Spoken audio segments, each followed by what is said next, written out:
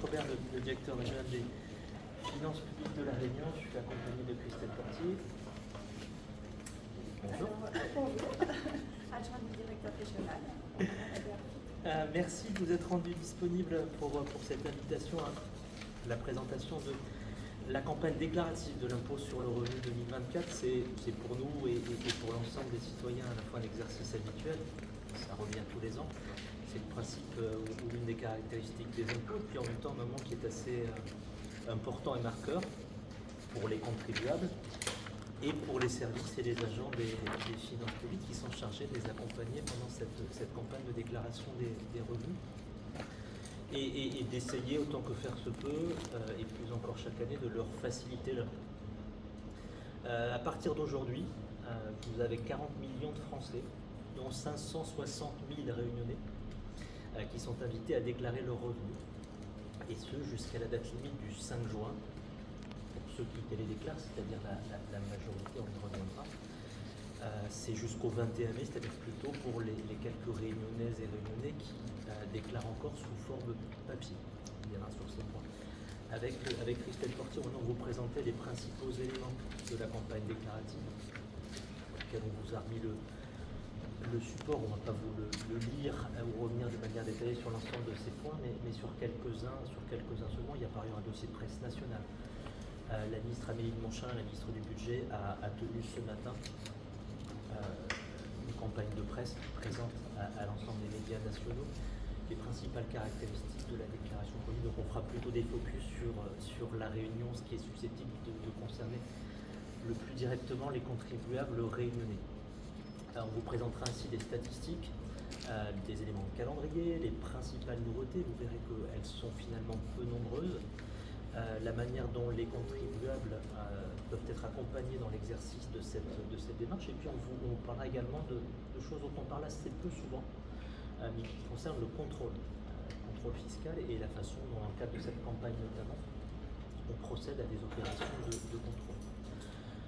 Au cours de cette présentation qui sera courte et qu'on fera de nouveau avec Christelle, vous constaterez que les nouveautés sont relativement limitées. On a trois essentiellement. La mise en place d'un taux différencié du prélèvement à la source. On expliquera ce que c'est et pourquoi et concrètement comment ça peut se passer pour les personnes qui sont concernées. La limitation des envois papier. On continue à réduire la consommation et l'envoi de documents papier. Puis la simplification, à nouveau cette année, des procédures pour faciliter l'impôt et accompagner les contribuables dans l'exercice de cette démarche. La deuxième caractéristique qu'on vous présentera, c'est la traduction de l'engagement du gouvernement de faire en sorte que l'impôt sur le revenu n'augmente pas cette année, que les caractéristiques de l'impôt soient stables, qu'il n'y ait pas d'augmentation pour les contribuables. Enfin, on vous présentera, c'est ce que je vous disais, la manière dont nous opérons des contrôles dans le cadre de la déclaration de revenus. On vous propose de balayer le diaporama qui nous a été remis et de revenir sur quelques points principaux. Je veux d'abord rappeler pourquoi on déclare ses revenus et pourquoi on doit le faire. D'abord, c'est une obligation. C'est une obligation comme une autre et nous sommes invités les uns les autres en tant que citoyens à nous conformer à cette obligation. Le système fiscal français est déclaratif. On déclare ses revenus, son patrimoine, et on le fait en général chaque année. Donc la déclaration de revenus, ça correspond à l'une de ces obligations. Au-delà, et c'est un point important sur lequel je veux attirer votre attention, la déclaration de revenus, c'est aussi un pass, en quelque sorte, pour vous permettre de bénéficier de droits. Quand vous déclarez vos revenus, vous avez un avis d'imposition ou de non-imposition. Et bien que la plupart des Réunionnais, la majorité ne sont pas imposés, mais disposent d'un avis de non-imposition qui est exigé, demandé et nécessaire pour obtenir des droits. Les droits, c'est quoi? C'est par exemple la CAF, c'est par exemple des tarifs préférentiels sur la cantine scolaire, sur les transports scolaires, sur les bourses, sur les gardes d'enfants. Il y a toute une série de prestations qui sont accessibles et offertes aux Réunionnais, en particulier les plus modestes, et on sait qu'elles sont nombreuses ici sur notre île, qui sont conditionnées par le fait de produire, de justifier ses revenus et de produire un avis d'imposition. Celui et celle qui ne déclare pas, non seulement s'expose à des sanctions, on y reviendra, mais aussi, j'allais dire surtout, se prive d'un accès à de nombreux droits et notamment des droits sociaux. C'est aussi la raison pour laquelle il est important de faire ces déclarations. Le tableau que vous avez dans la diapo numéro 4 vous présente un certain nombre d'éléments statistiques qui permettent de comparer la Réunion, les contribuables réunionnais à l'ensemble des Français. Je vous disais 560 000 foyers fiscaux. Un foyer fiscal, c'est quoi? Grosso modo, c'est une famille, pour dire les choses simplement.